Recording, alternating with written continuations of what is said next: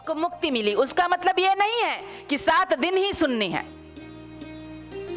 लेकिन बैठे हैं, कोई बात नहीं।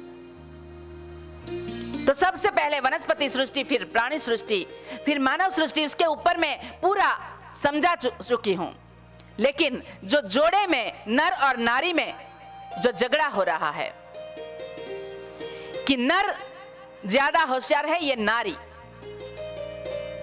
अबलोद्धारक के नाम पे, समाजोद्धारक के नाम पे कितने सारे झगड़े इस विश्व में चल रहे हैं। आगे की कृति में जो जो गलतियां हुई, वो आगे जो जो कृति भगवान बना रहा उसमें डालते गए। तो मानव सृष्टि का निर्माण किया, उसमें सबसे पहले पुरुष निर्माण हुआ और फिर बाद में स्त्री का निर्माण हुआ। तो पुरुष में जो जो देना प्रभु भूल गए थे, वो सारा कुछ तत्व स्त्री में दे दिया। पुरुष में सहन शक्ति नहीं है, स्त्री सहन कर सकती है। पुरुष रो नहीं सकता, स्त्री रो सकती है, अपना दुख दर्द रोकर बाहर निकाल सकती है। इसलिए आपने देखा होगा कि ज्यादातर हार्ट अटैक से पुरुष ही मरते हैं, स्त्री को हार्ट अटैक कभी नहीं आता। क्यों? क्योंकि वो सारे दुख को रोकर बाहर निकाल देती है, पश्चाताप के आंसू से वो सब कुछ बहा देती है। लेकिन वो अंदर, पुरुष अंदर अंदर मरता रहता है। तो इसलिए वो देखा, तो उसके बाद की जो कृति है उसमें प्रभु ने ये दया के, करुणा के ये गुण सब अंदर डाल दिए कि वो सहन कर सकती है। और मनु ऋषि ने जब ये विवाह संस्था में, ये मनु ऋषि ने जो लिखा उसमें भी कहा कि लग्न की उम्र, शब्द का खेल खेलना है ना, तब तो बहुत कुछ खेला जा सकता है उसमें। कौन बड़ा कौन छोटा, ये कहावतें भी बहुत बन जाती है, कवि भी बना देते हैं, साहित्यकार भी बना देते हैं। लेकिन वो अनुभूति की बात थोड़ी होती है। वो तो शब्दानुप्रास बिठा के लोगों को हम अच्छा लगे इसलिए ऐसा बना देते हैं। तो स्त्री उत्कृष्ट कलाकृति इसलिए है कि जो जो पुरुष में नहीं है वो स्त्री में दिया गया है। वुमन में मैन है, वुमन बोले ना अंग्रेजी में, वुमन मतलब स्त्री और मैन मतलब पुरुष। तो वुमन में मैन छुपी हुई है, वुमन जो बोलते हैं उसमें मैन छुपा हुआ है। फीमेल बोलते हैं उसमें मेल छुपा हुआ है। मैडम बोलते हैं उसमें आदम छुपा हुआ है। और लेडीज बोले हैं उसमें तो ईस छुपा हुआ है। कौन बड़ा, किसने किसको समाया, बड़ा कौन हुआ बोलो?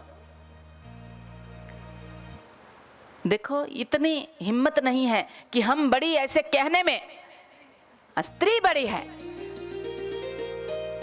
इसमें पुरुषों को कोई तकलीफ नहीं होनी चाहिए। और वो स्त्री कह रही है कि हमें पुरुष समौड़ी बनना है, पुरुष की तरह निकलना है। पुरुष को लज्जा नहीं दी है, आपको लज्जा दी है। पुरुष शर्ट निकाल के घूमता है, हम शर्ट निकाल के घूमेंगे क्या?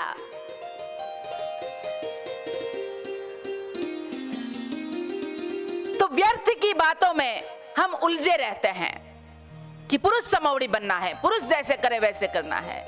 आप तो उत्कृष्ट कलाकृति हो, आप में तो पुरुष से ज्यादा कुछ दे रखा है। आप पुरुष जैसे बनना चाहते हो, मैनली वुमन बनना चाहते हो, उसका मतलब है आपने भगवान को जो स्थान दिया है, स्थानम, भगवत में जो स्थानम है ना विषय, कि वो जो स्थान दिया है उससे आप एक स्टेप नीचे उतरना चाहती हो।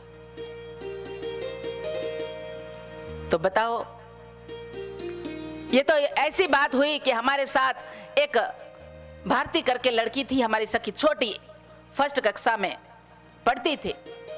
वो हमारे यहाँ एक ठक्कर की दुकान है, स्लेट लेने के लिए गई थी। और फिर हम बैठे थे ऐसे जैसे बेटियां बैठी है। तो मैंने कहा बड़ी दाने वाली भी स्लेट लाई, मस्त है, कितने की आई? तो बोले पौने दो बोल रहा था। मैंने कहा 2 रुपया दूंगी, लेना देना है तो दे। उसका मतलब पौना 2 तो ज्यादा शब्द हो गया और 2 तो एक ही शब्द, तो 2 कम है। तो बोले वो पौना 2 बोल रहा, तो मैंने 2 में ले आई। मैंने कहा अच्छा किया।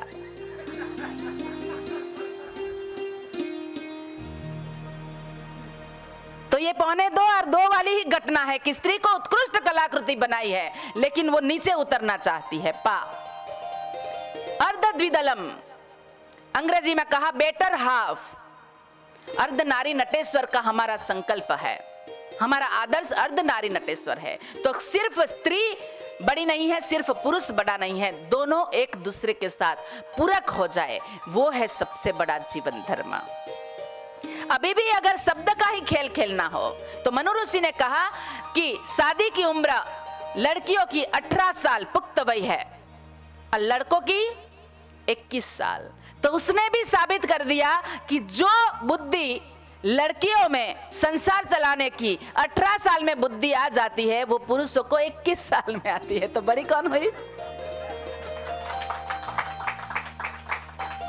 बताओ, विवाद करते रहते हैं।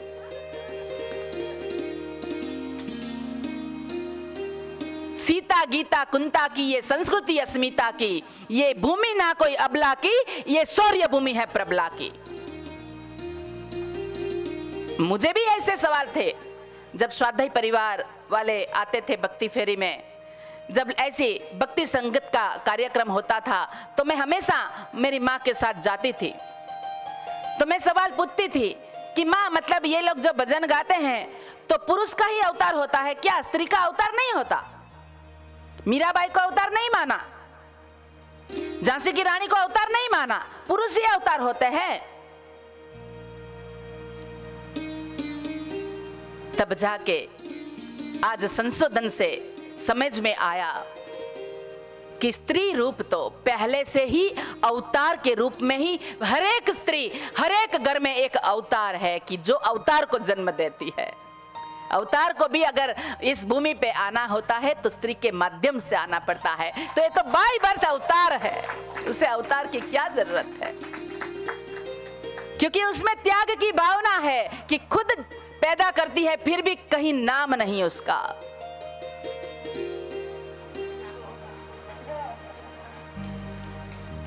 तो ये नारी, नारी का मतलब ही ये है ना अरी, अरी माने दुश्मन, कि जिसका कोई दुश्मन ना हो वो है नारी।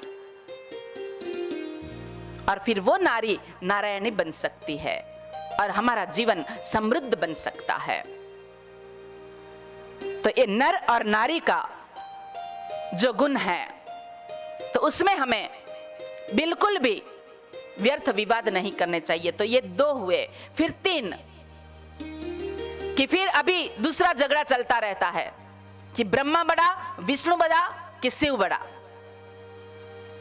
कि बोले हम तो ब्रह्मवादी है, हम शैव की नहीं सुनेंगे, हम तो शैव धर्म के पालन करने वाले हैं, हम ब्रह्मा की नहीं मानेंगे, हम तो विष्णु भगवान को ही मानते हैं, तो हम शंकर देवता की पूजा नहीं करेंगे। तो ये कैसी बात हुई कि एक गुरु के 2 चेले, गुरु 1 चेला 2। बोले सेवा करनी है तो बोले पैर बांट लो, तू लेफ्ट पैर को दबा, मैं राइट वाले को दबाता हूं और हमेशा के लिए यही सेवा रहेगी। तो बोले ठीक है। अब नींद में जब गुरु जाए, वैसे तो अगर स्वस्थ गुरु है ना तो उसको बिना वजह पैर भी दबाने नहीं चाहिए। कमजोर है तब शिष्य है, लेकिन अगर स्वस्थ है तो ये गलत आदत नहीं डालनी चाहिए। ये पैर दबाने की जो प्रथा है वो बुजुर्गों के लिए है कि पैर दबाने से जो हमारे जो पिंडी दबती है ना, तो इससे पेट के विकार नहीं होते। ये पिंडे के साथ हमारे जो पेट के विकार है वो नहीं होते। इसलिए पहले माता पिता की सेवा करनी होती है तो वो जब बात करती है तब उसके पैर हम धीरे धीरे दबाते हैं। और कई कुटुंब में अभी भी हमने देखा है कि वो रात को ऐसे ही अपने बेटा पिता के साथ या माता के साथ काम करता है तो वो दबाता रहता है और बातें अनुभव सुनता रहता है, जिससे सेवा भी हो जाती है और मानसिक मेवा भी मिलता है। 2 काम होता है। लेकिन अभी तो मेवा के चक्कर में ये सब उसमें लगे रहते हैं, गुगली बहन के साथ।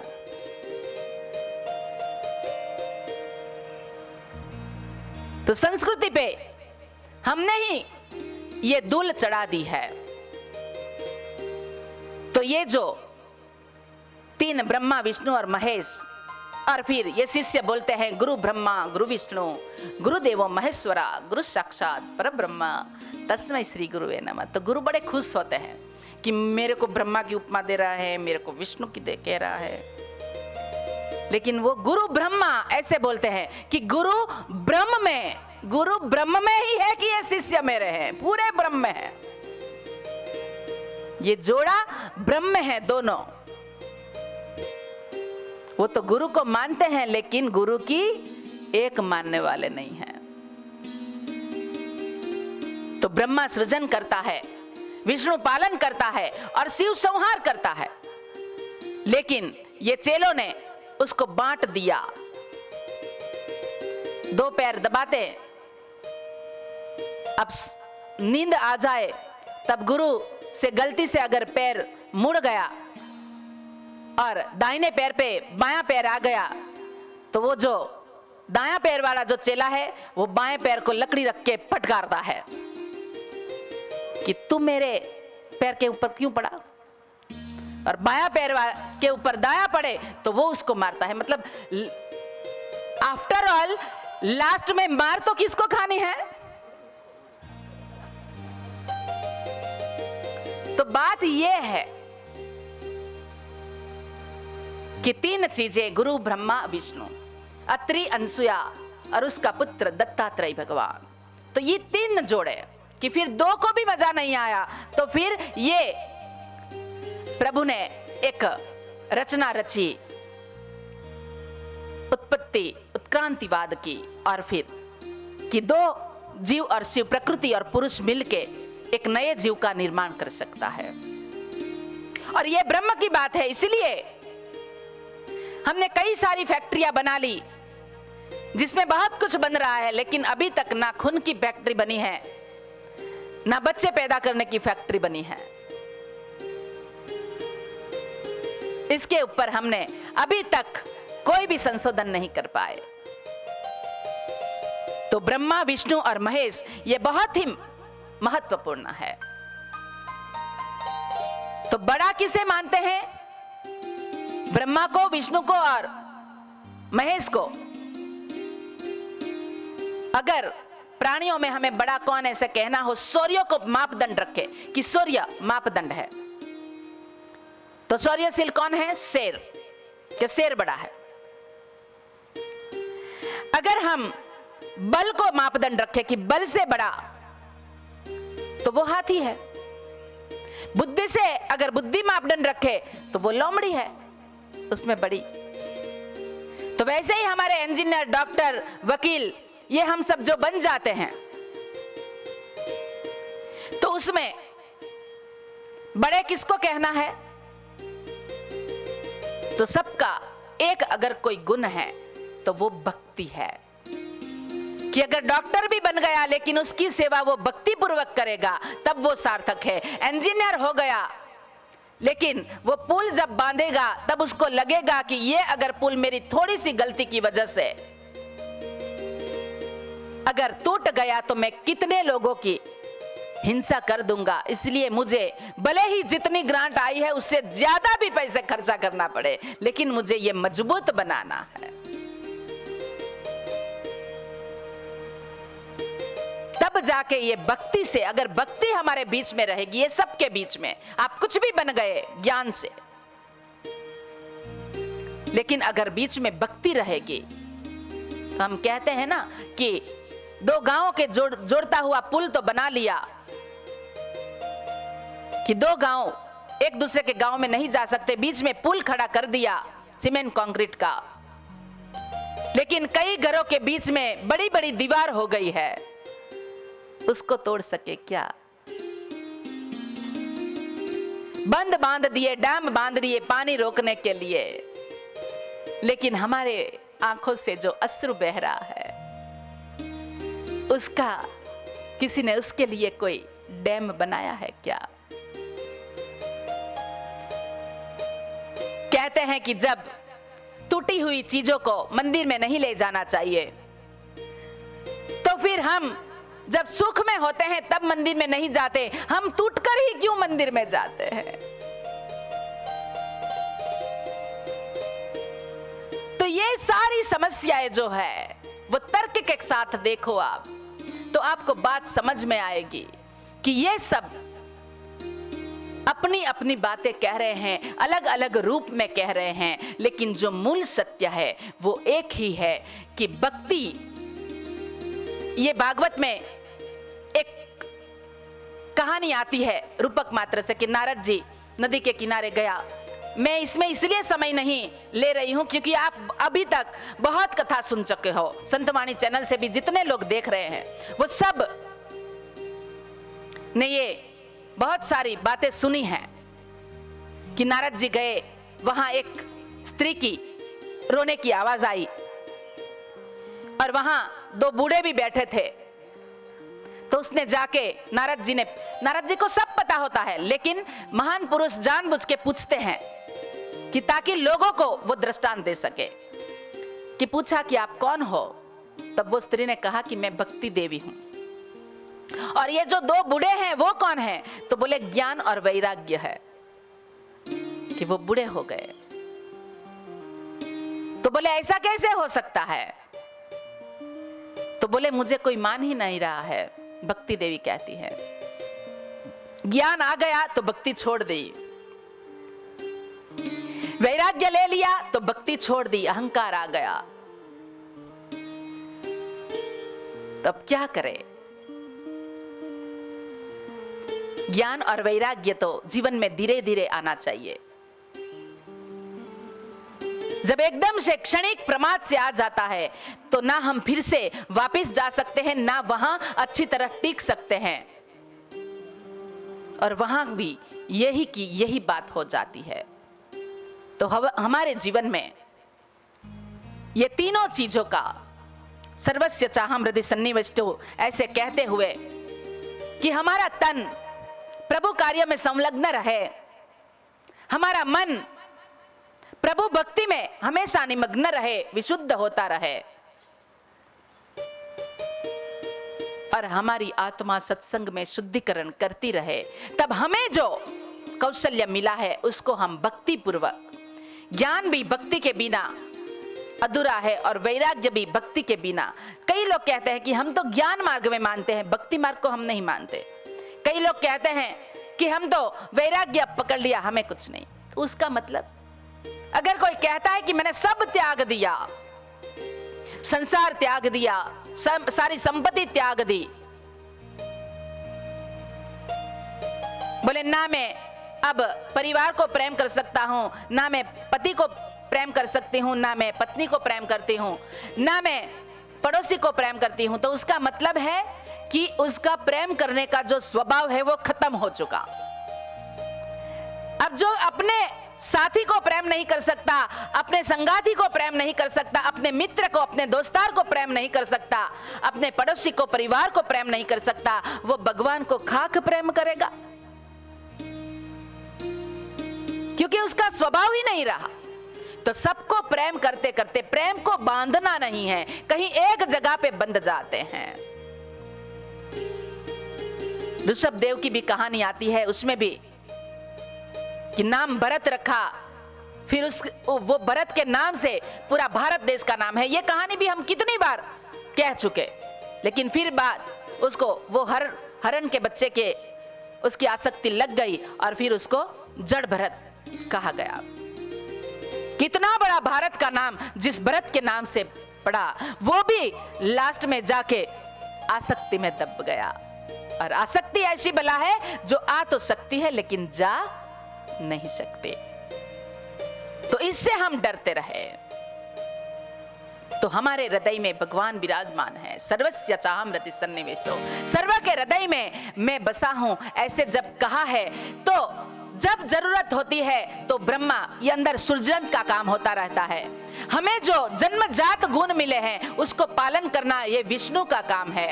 और जब जब ऐसी जरूरत पड़ती है, हम विषादों से गिर जाते हैं, हम प्रमाद से गिर जाते हैं, तो वो संवार करने का काम शंकर करते हैं। तो हमारे अंदर ही सब है, इसमें ही विराजे हुए हैं। हमारे घट में विराजते श्रीनाथ जी। घट में विराजता श्रीनाथ जी, यमुना जी महाप्रभु जी। मारा घट में विराजता श्रीनाथ जी, यमुना जी महाप्रभु जी। मारु मनडू छे गोकुळ वनरावन, मारु मनडू छे गोकुळ वनरावन। मारा तनराया गड़ियामा तुलसी नावन, मारा प्राण जीवन मारा घट में विराजता श्रीनाथ जी, यमुना जी महाप्रभु जी। तो तीनों की हमारे अंदर स्थापना करते हुए, आह्वान करते हुए मन में सोचे कि ये ब्रह्मा विष्णु महेश कुछ अलग नहीं है, एक ही परम तत्व का नाम है। जिसको जिसमें मानना हो उसको मानो, लेकिन दूसरों का विरोध मत करो। विरोध में विकास नहीं है। विकास करोगे, संवाद करोगे, तब हम एक हो पाएंगे। एकम सत्यम विप्रा बहुधा वदन्ति।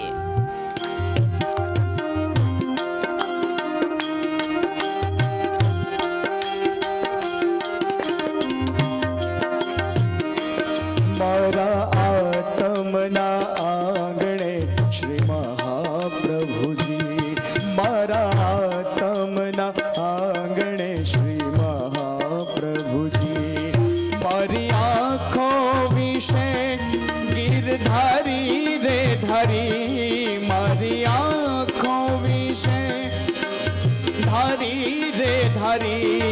मारू तन मान गયું છે જેને વારી રે વારી, મારા શ્યામ મુરારી। મારા ઘટમાં બિરાજતા શ્રીનાથ जी, यमुना जी महाप्रभु जी।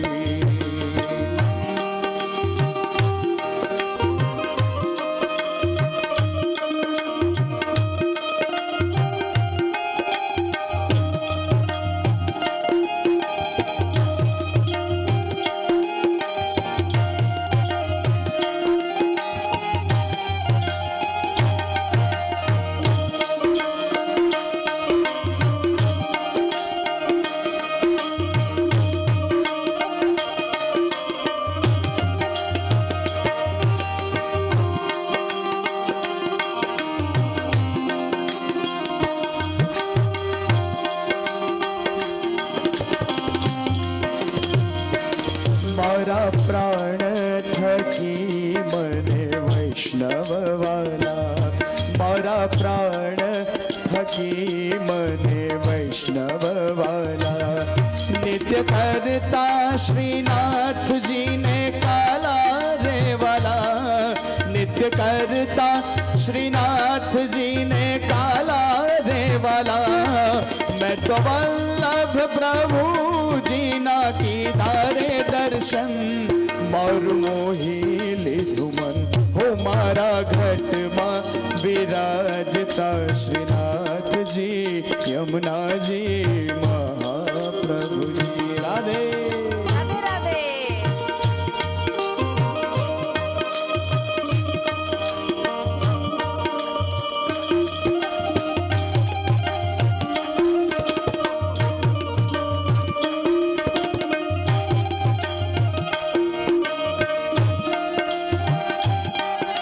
वाह अशोक भाई।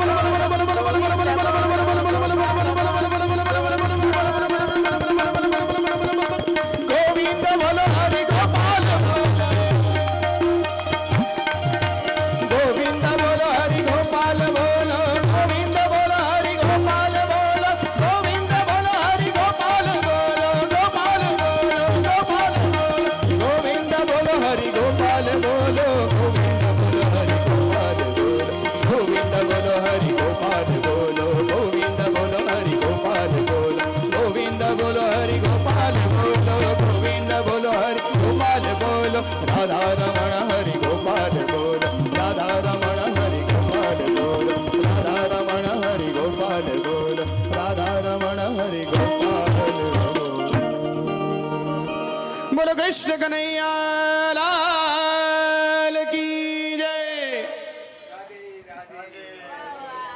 प्रभु के भक्ति के बिना कुछ भी नहीं है, कौन बड़ा कौन छोटा।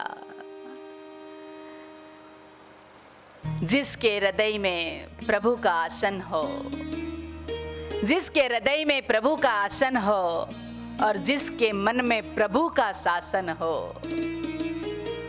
जिसके हृदय में प्रभु का आसन हो और जिसके मन में प्रभु का ही शासन हो, उसका जीवन पूरा जीवन वृंदावन है।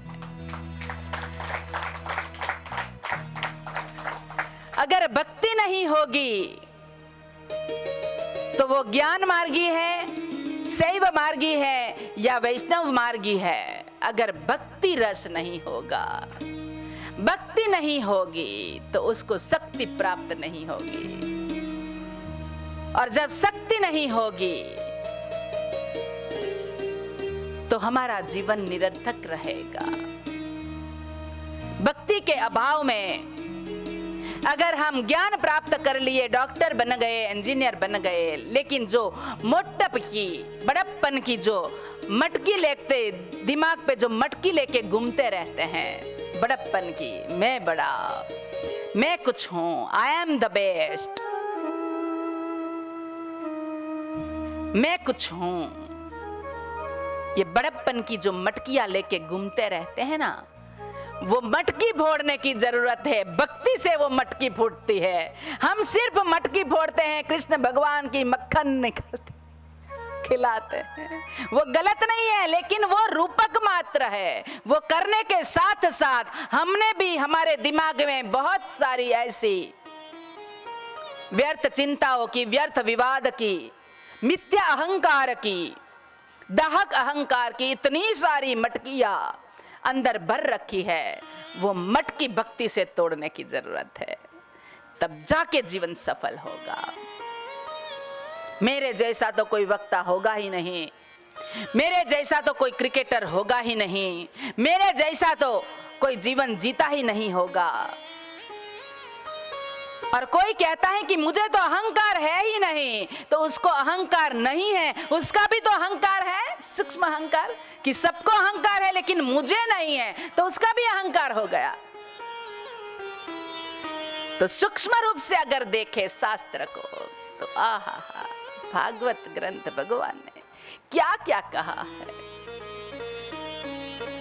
कभी कभी तो पढ़ते पढ़ते इतने डूब जाते हैं, इतने डूब जाते हैं, सच में बाहर निकलने का मन नहीं करता कि अंदर ही डूबे रहे और जीवन का सही अर्थ में आनंद पा सके। ये 1, 2 और 3 हमने जाना। चौथा कि 4 का भी हमारे जीवन में, कि 4 वेद जो है, ये 4 वेद को भगवान ने अपना श्वासोश्वास कहा है। 4 वेद जो है, लेकिन वेद के नाम पे भी झगड़ा चल रहा है कि हम तो ऋग्वेदी है, हम तो यजुर्वेदी है, हम तो अथर्ववेदी है, हम सामवेदी है। ऐसे झगड़े चल रहे हैं। और यजुर्वेदी के यहाँ सामवेदी नहीं जाता वहां तक कि वहां एक दूसरे को लड़की की लेन देन भी नहीं होती।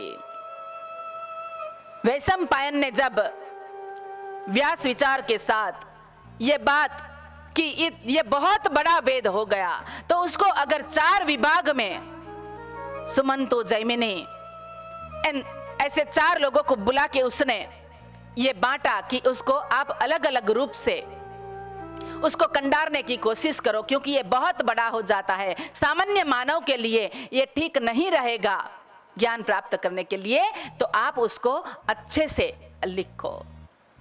तो फिर उसके ही पंथ पड़ गए, उसकी ही शाखाएं हो गई। विष्णु भगवान जिसने अवतार लिए, उसके पास ये 4 शंख, चक्र, गदा और पद्म, ये 4 चीजें हैं। जिसने इतने अवतार लिए, 24 अवतार लिए, तो विष्णु भगवान के ये 4 अवतार, इसमें जो 4 वेद में ऋग्वेद है वो ज्ञान प्रदान है। ऋग्वेद ज्ञान प्रधान है, जो यजुर्वेद है वो कर्म प्रधान है, सामवेद है वो संगीत प्रधान है, और अथर्ववेद है वो राजकीय और विज्ञान प्रधान है। उसमें इसकी बात की हुई है, लेकिन वो एक दूसरे से झगड़ने लगे। ऋग्वेद का जो सार है उसमें कहा प्रज्ञानम ब्रह्म, उसका जो मुख्य सार है, एकम सत्यम विप्रा बहुधा वदंती, वैसे एक सेंटेंस में अगर ऋग्वेद के लिए कहा कि उसका मूल मंत्र क्या है, तो ऋग्वेद का मूल मंत्र है प्रज्ञानम ब्रह्म, कि ज्ञान ही ब्रह्म है।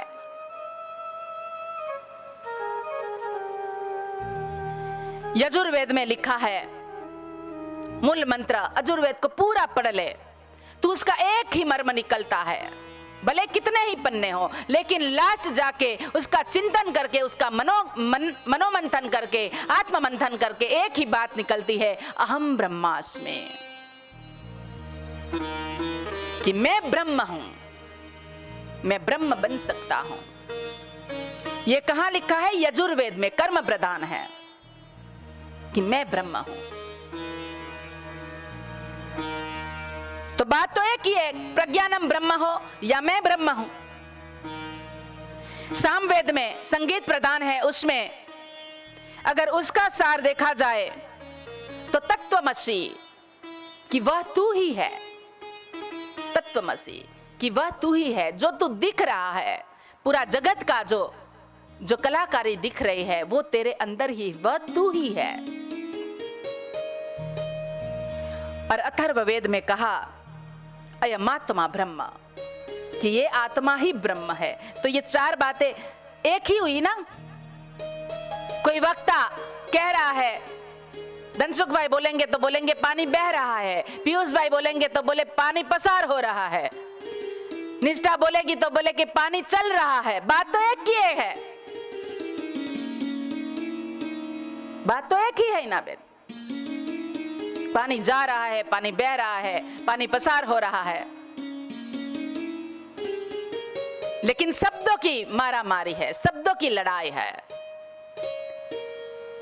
तो इसलिए अगर अहम ब्रह्मास्मि तक पहुंचना है तो शून्य हो जाना बहुत ही जरूरी है। शून्य हो जाना, सबसे पर हो जाना, कर्म से भी पर हो जाओ, भक्ति से भी पर हो जाओ, ज्ञान से भी पर हो जाओ, तब जाके अहम ब्रह्मास्मि का अनुभव हम कर सकते हैं।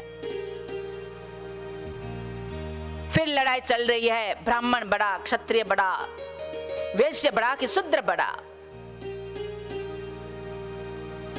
जन्म ना जायते, जन्म से सब शूद्र होते हैं, ऐसा लिखा है इसमें तो, कि जन्म से सब शूद्र है।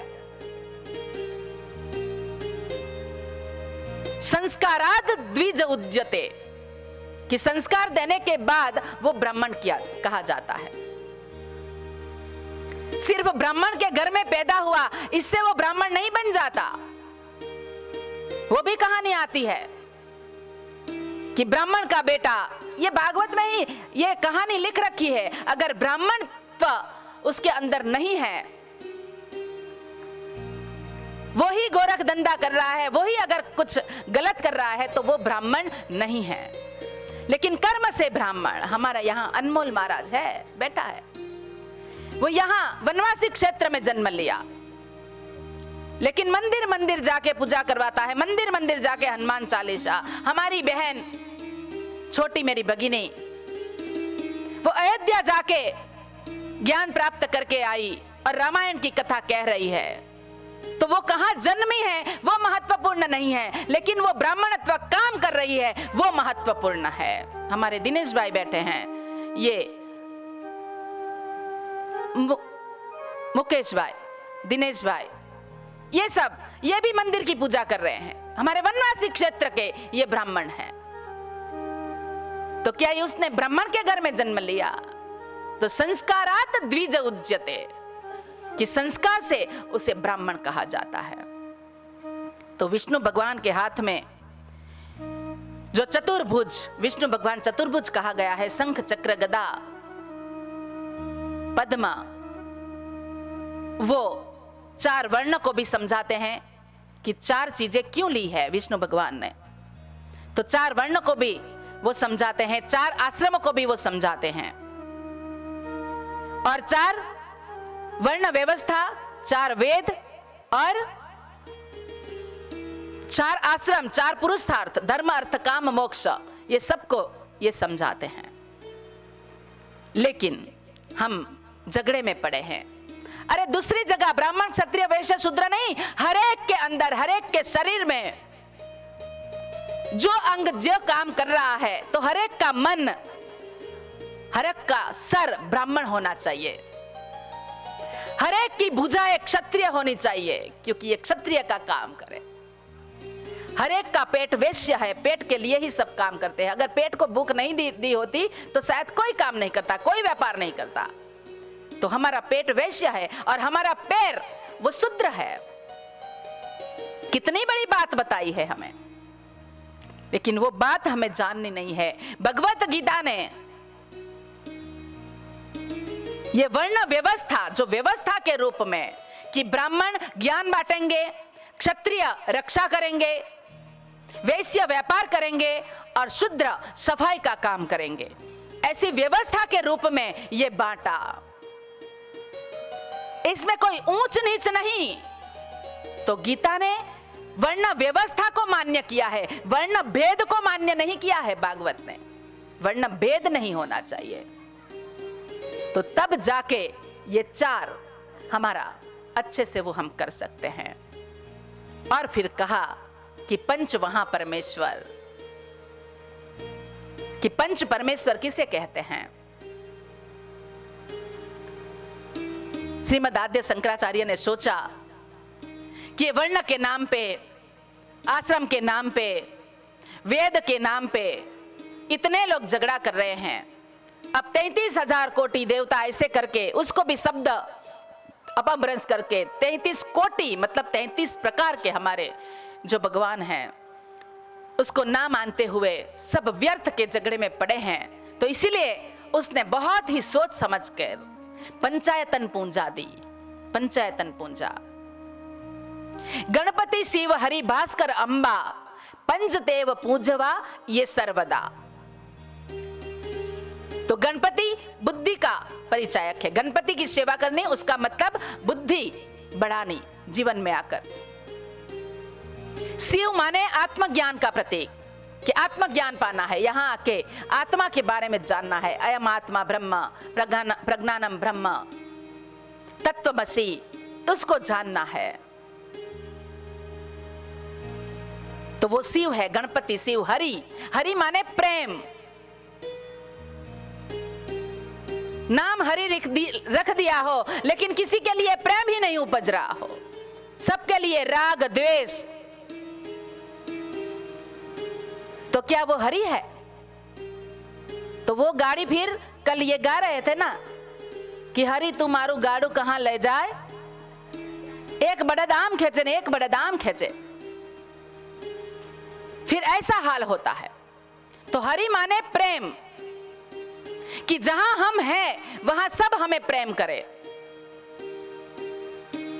जहां हम जाने वाले हैं वहां सब हमारा इंतजार करे, और जहां से हम चले जाए वहां सब हमारा स्मरण करे। वो सच्चे अर्थ में प्रेम है। बाकी कितने भी कितनी भी भटकते रहो, कुछ नहीं होगा। तो इसलिए ये पंचायतन पूंजा दी। तो हरि माने प्रेम, गणपति शिव हरि, भास्कर, भास्कर माने सूर्य देव, तेज की उपासना। तेजस्विता कैसी होनी चाहिए? आव नहीं आदर नहीं नई नयन माने, ए घर कदी ना जाइए भले कंचन वर्षे में। कि जहां आगता स्वागता नहीं, जहां प्रेम से कोई बुलाने वाला नहीं, वहां कभी नहीं जाना चाहिए। वहां भले ही स्वर्ण की बारिश हो रही हो, लेकिन जहां आव है, आदर है, नयन में नेह भी है, लेकिन वहां सिर्फ प्रेम की वर्षा हो रही है, कंचन नहीं है, कांता नहीं है, कामिनी नहीं है, फिर भी हमें जाना है। क्यों? क्योंकि वहां प्रेम बरस रहा है, वो तेजस्विता। तो वो भास्कर की कि दूर से ही तेजस्विता ऐसी होनी चाहिए कि दूर से ही उसको नमन करो, तब भी हमारे अंदर ये तेजस्विता आती है। और अंबा मां शक्ति का पूंजन, ये पांचवा जो है वो मां शक्ति का पूंजन। अभी तक हमने कल भगवान को आह्वान करके चिदानंद रूप शिवोहम शिवोहम करके भगवान की तो हृदय में भी स्थापना कर ली। सहस्त्राचार चक्र में भगवान बैठे हैं, लेकिन हमारे अंदर नीचे शरीर में मूलाधार चक्र में शक्ति अंबा मां, ये शक्ति का पूंजन जो पंचायतन पूंजन में वो अंबा मां बैठी है। तो जब तक सिर्फ शिव की पूजा करते रहोगे, शक्ति की पूजा नहीं करोगे, तो शिव की पूजा भी व्यर्थ है। शिव और शक्ति दोनों महत्वपूर्ण है, इसलिए हमारा आदर्श है अर्धनारी नटेश्वर का।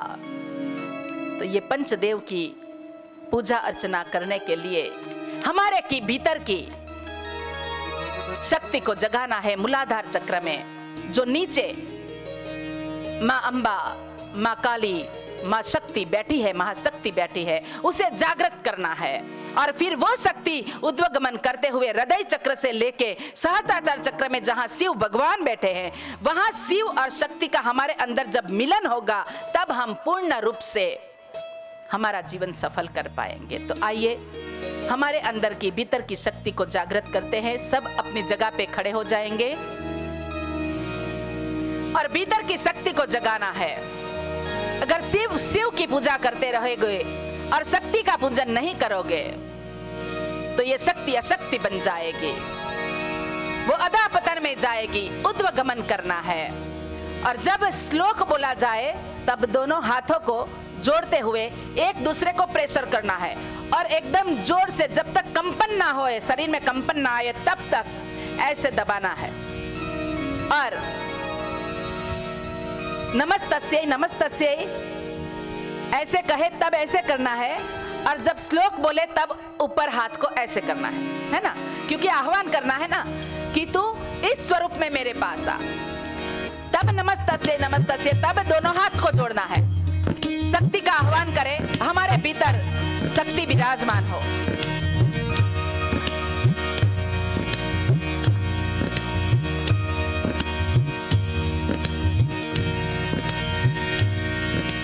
हे मां,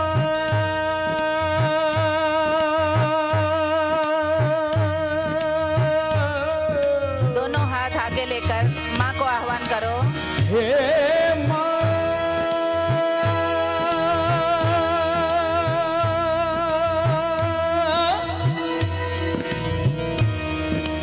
हे मां,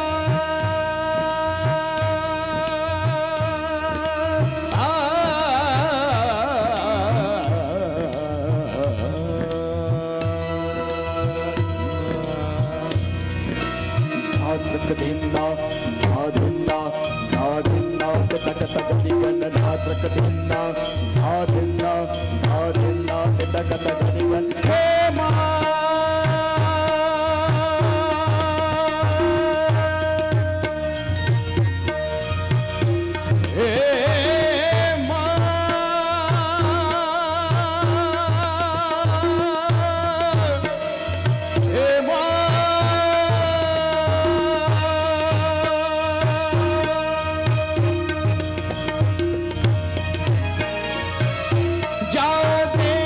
सर्व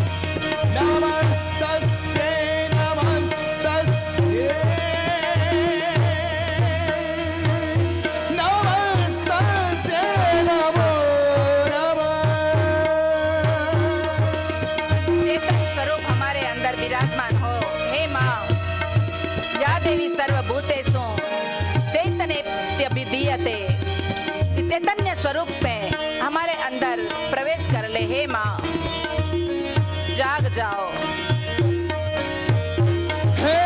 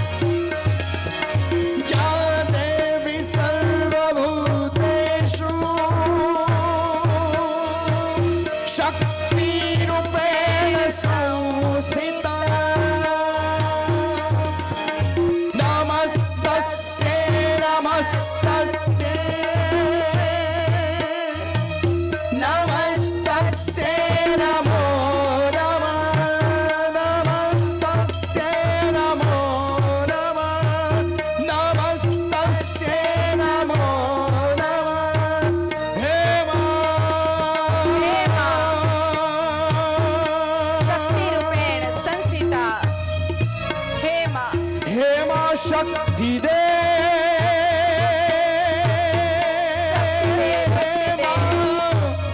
हे मां तू जागो, जागो जागो, जागो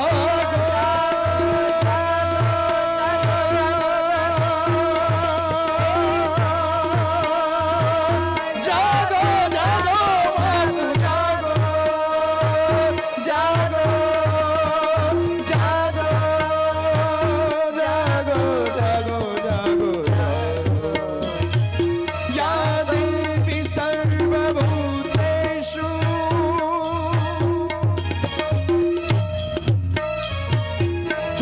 तृष्णारूपेण संस्थिता, नमस्तस्यै नमस्तस्यै, नमस्तस्यै नमो नमः, नमस्तस्यै नमो नमः, नमस्तस्यै नमो नमः। हे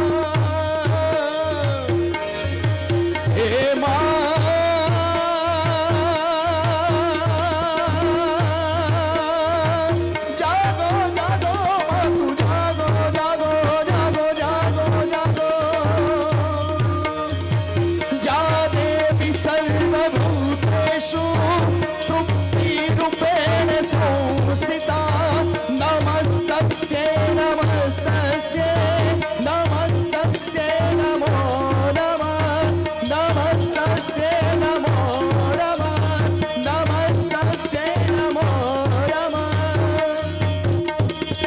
जागो जागो हे माँ, हमें तृप्त करो हे माँ, तृप्त करो। माँ बहुत प्यारी है, बहुत दुलारी है। जगाओ शक्ति को। रूपेण संस्थिता या देवी सर्वभूतेषु स्मृतिरूपेण संस्थिता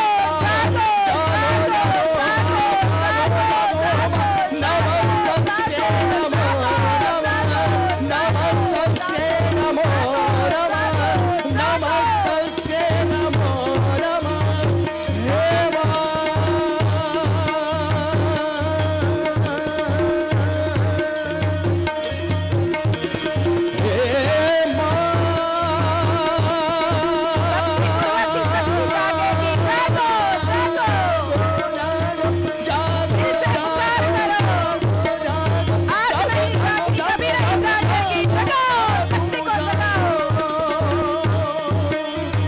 या देवी सर्वभूतेषु दयारूपेण संस्थिता नमस्तस्यै नमस्तस्यै नमस्तस्यै नमो नमः नमस्तस्यै नमो नमः नमस्तस्यै नमो नमः हे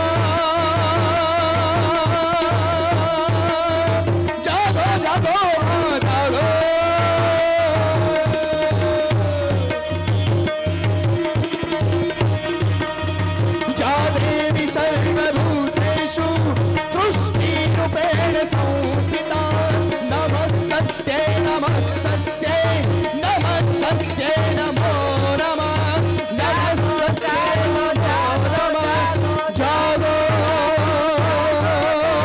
जागो जागो मातु जागो हे अम्बे हे मारी जागो जागो जागो हे माँ जागो हे माँ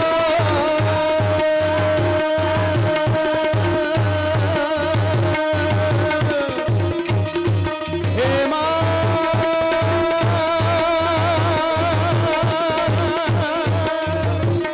जागो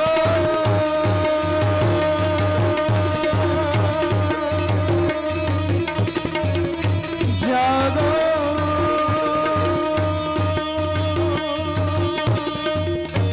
जागो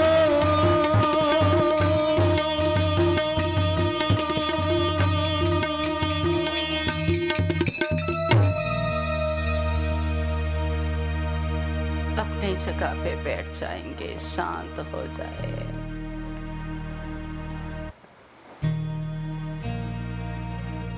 भीतर की शक्ति को जागृत करते हुए,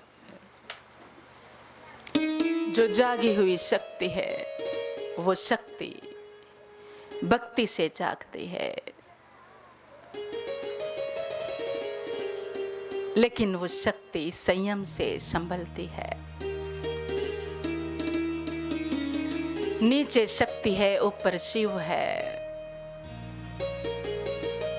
बीच में भगवान है।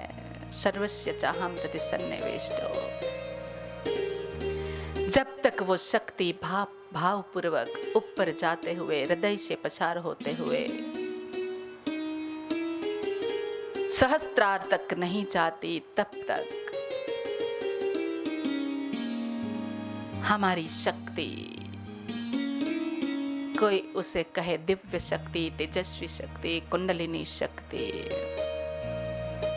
दिव्य ऊर्जा हमारे अंदर प्रवाहित होती है।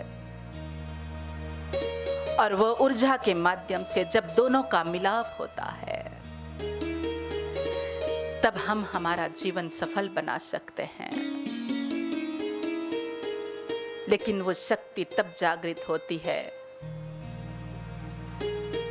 कि हमारे सारे कर्म पुष्प हमने क्या किया, किस लिए किया, क्यों किया, किसी के ऊपर उपकार जताना छोड़ देंगे। जो भी किया प्रभु की मर्जी से किया।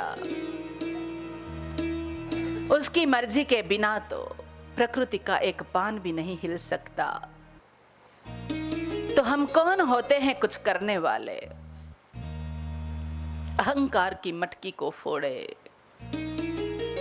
कर्ता भाव की मटकी को फोड़े। कि हमारे भीतर जो शक्ति है वो शक्ति का जागरण हो गया। उसको सारे कर्म पुष्प प्रभु को समर्पित कर दो कि तेरी वजह से हम कर्म करने के लायक हुए। तो सारे कर्म पुष्प हे मां तुझे समर्पित है। तूने हमें जो बुद्धि दी उसकी वजह से अतल वितल सुतल तलातल पाताल सभी जगह का जो ज्ञान प्राप्त किया, वो सारे ज्ञान पुष्प आपको समर्पित है हे मां। और वो जो ज्ञान है, जो कर्म है, वो पुष्प इसलिए समर्पित है कि मैंने स्वार्थ से नहीं परमार्थ से भक्ति पुष्प भी तुझे समर्पित करना चाहती हूँ। और तब फिर हम कर्म से पर हो जाएंगे, भक्ति से भी पर होंगे, ज्ञान से भी पर हो जाएंगे। तो हम तामस से राजस की और राजस से सात्विकता की ओर हमारी गति होगी, हमारी शक्ति की गति, हमारी ऊर्जा की गति धीरे धीरे तक हम ऊपर तक ले जा सकते हैं। उद्वगमन। अगर सब धर्म, सब संप्रदाय अग्नि देवता का पूजन करते हैं, अग्निदेव का पूजन करते हैं, तो अग्नि की गति हमेशा ऊर्ध्व की ओर होती है।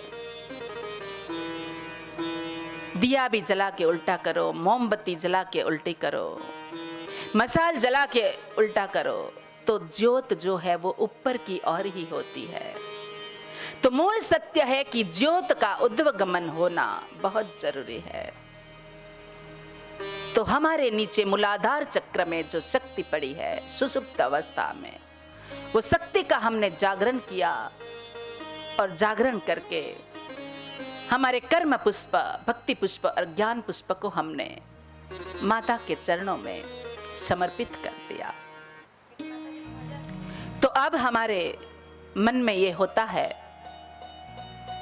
मन में जो होता है कि सब कुछ हो गया, लेकिन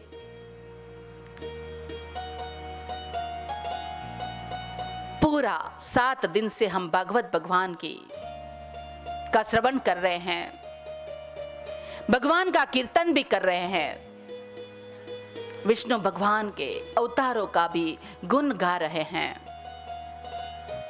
लेकिन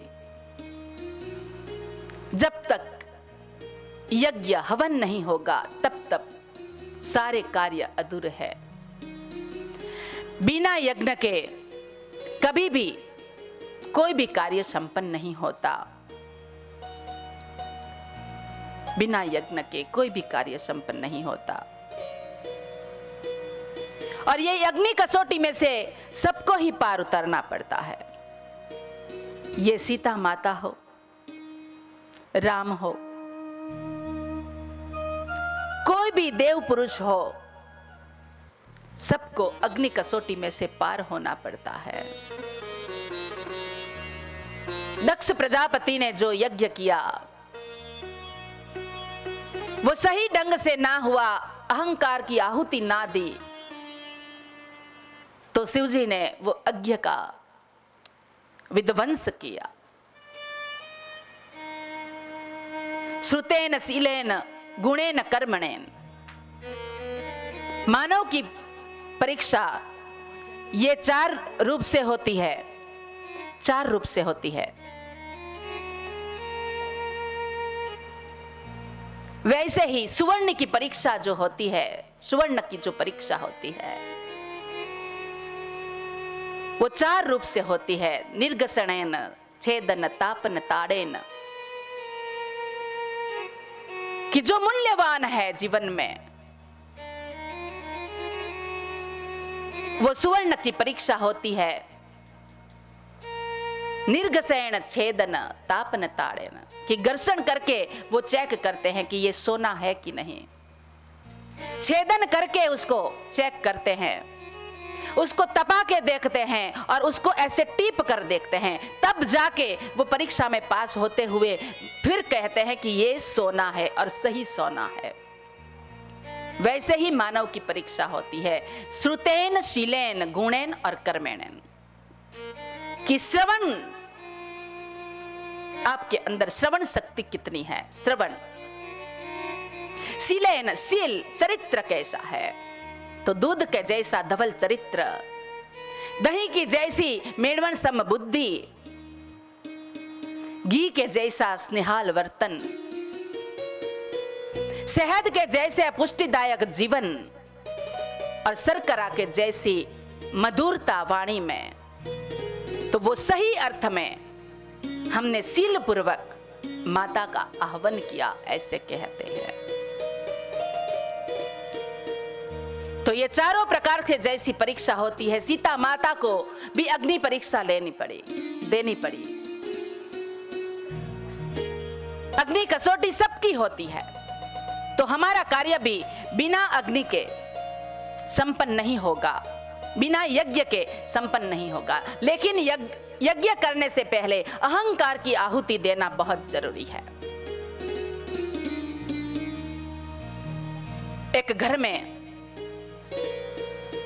छोटे सी झुपड़ी में एक फानस जल रहा है, ज्योत इसमें प्रकट हो रही है। अब आपस में चर्चा चलती है। अभी प्रकृति ने रुख बदला है, क्योंकि जहां सत्संग होता है तो प्रकृति भी खिल जाती है। और कल से हम देख रहे हैं कि 2 दिन से प्रकृति ने भी अपना रुख बदला है। तो उसका मतलब कि प्रकृति देवी हम पे राजी है कि आप जो कर रहे हैं, हमारे पितृ हमसे खुश है, जो पितृ है कि हमसे खुश है कि हमने कथा श्रवण करके हमने भी मुक्ति पा ली, और आप भी जीते जी मुक्त हो जाओ। लेकिन अहंकार की आहुति देना बहुत ही जरूरी है। तो वो फानस, वो चर्चा कर रहे थे, वो ज्योति, वो कह रही थी कि मुझे आप बताओ, मुझे आप सिखाओ, जो हो जाए वो दिखाओ। तो ज्योति बोलती है कि मैं दिए की वाट की वजह से हूं, और वाट बोलती है कि मैं, मतलब चिमनी कहती है कि मेरी वजह से आप हो, मैं नहीं होती तो आप कब की बुझ जाती। तब फानस कहता है कि आप मेरे अंग हो, मेरी वजह से आप हो। तो इतने में जोर से हवा आई और वो ज्योत धुंधली होने लगी। तब फिर ज्योत कहने लगी कि देख फानस, हम सब तेरे अंग है, बचा ले। तो नहीं बच रही है, हवा से भी नहीं बच रही है, चिमनी से भी वो नहीं संभाला जाता। तब फिर पता लगा कि हम सब जो है वो भीतर जो तेल है वो उसकी वजह से है। जो नहीं दिख रहा है वो सत्य है, और जो दिख रहा है वो सब मिथ्या है, झूठ है, तो हमारा जीवन अच्छा हो जाए वो बहुत ही महत्वपूर्ण है। तो अहंकार की आहुति के बिना कभी भी कोई भी यज्ञ पूर्ण नहीं होते।